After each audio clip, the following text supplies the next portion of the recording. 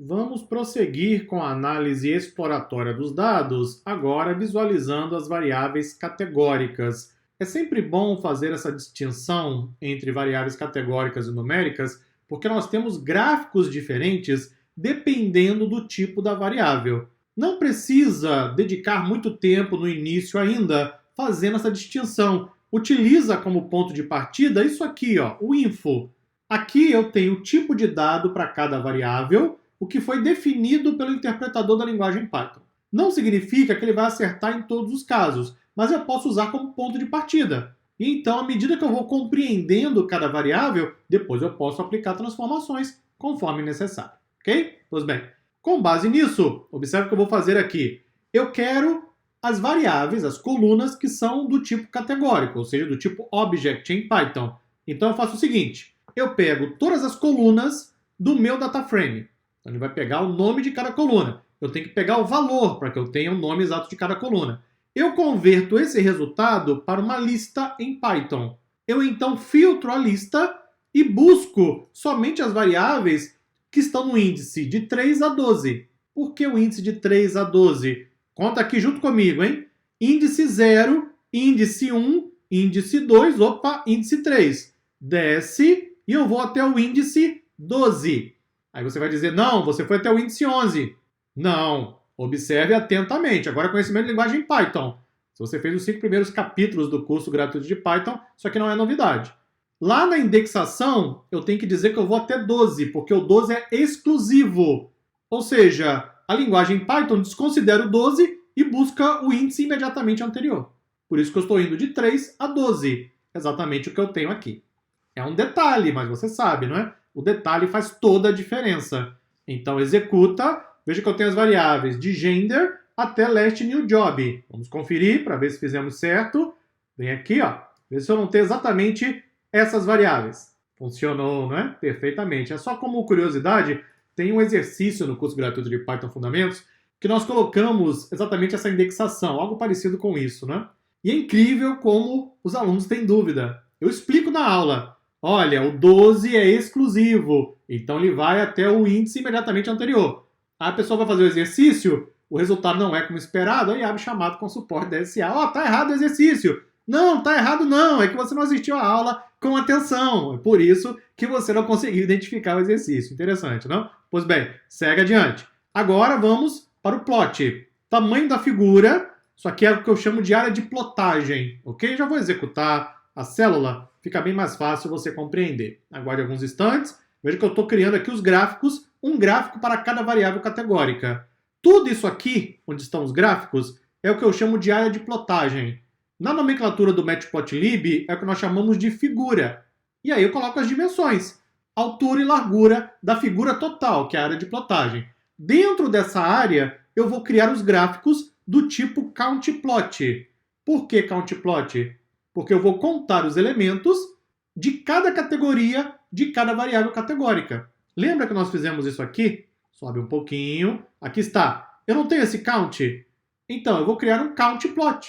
Ele vai basicamente contar os elementos, vai fazer isso por categoria, por valor único, e vai colocar isso nos gráficos, para que possamos interpretar.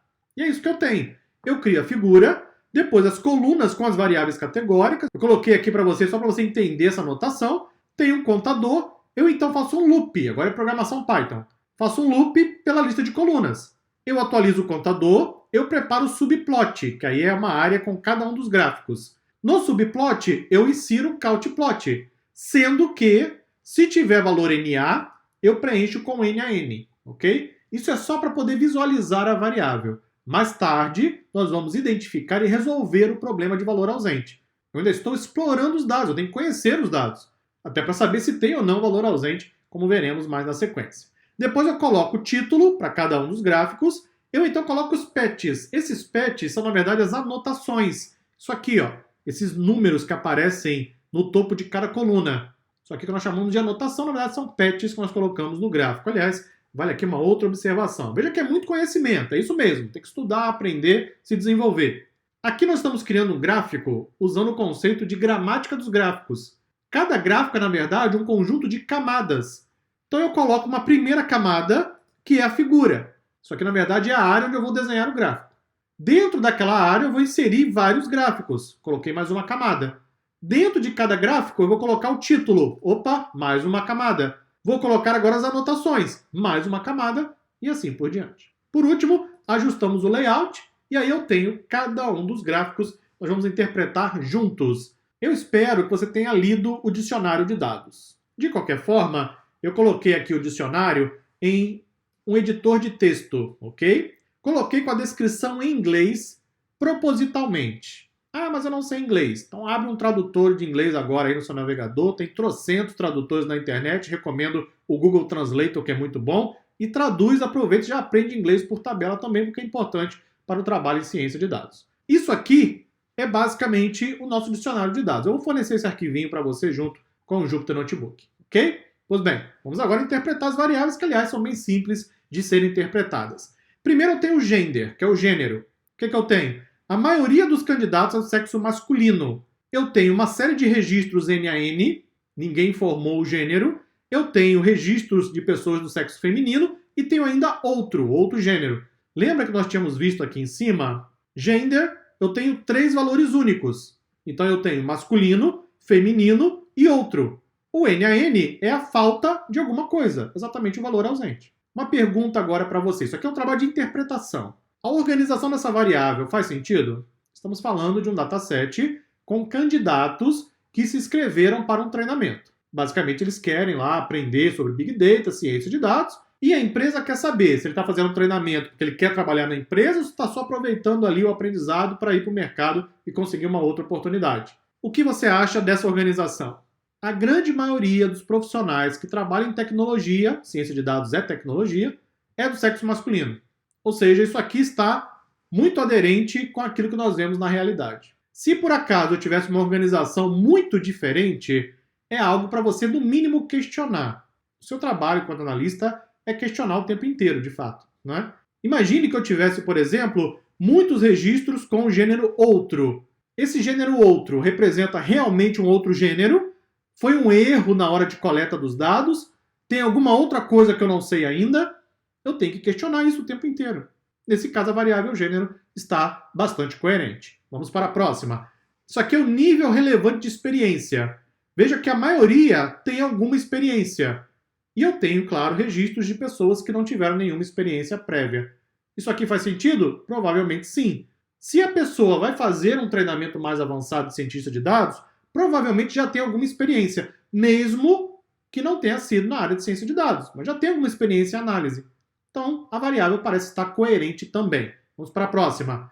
Os candidatos estão matriculados em algum curso universitário. Veja que a maioria não está matriculado. E aí? Se é um erro, é um acerto, o que você acha? A pessoa está indo fazer um curso de especialização, é sobre isso o dataset, ok? Foi fazer um curso de especialização em Big Data, ciência de dados, etc. É bem provável que essa pessoa já tenha concluído o curso de graduação. Aliás, esse dataset, inclusive, é muito parecido com o perfil dos alunos aqui na DSA. A grande maioria dos alunos já concluiu o curso de graduação. Ou seja, não estão matriculados nesse exato momento em graduação. Estão buscando um curso de especialização para aprender a parte prática, para poder desenvolver conhecimento com projetos e assim por diante. Ou seja, os dados parecem estar coerentes. Veja que é um trabalho de interpretação. Próxima variável. Nível educacional. A grande maioria já tem graduação. Observe que esta variável ela está condizente com a primeira. Ou seja, a pessoa colocou lá que já tem graduação e por isso que a grande maioria não está matriculada em curso de graduação. O que mostra que os dados são adequados, os dados estão coerentes. Embora tenha alguns problemas, como os valores ausentes que você pode ver, o NaN, os dados fazem sentido. Uma coisa importante, não é? Análise de dados, machine learning, não cria padrão nos dados. Eu vou repetir. A análise de dados, ela não cria padrão nos dados. Ela apenas identifica um padrão se ele existir. Se não existir padrão, eu não tenho como apresentar nenhum tipo de análise, nenhuma conclusão.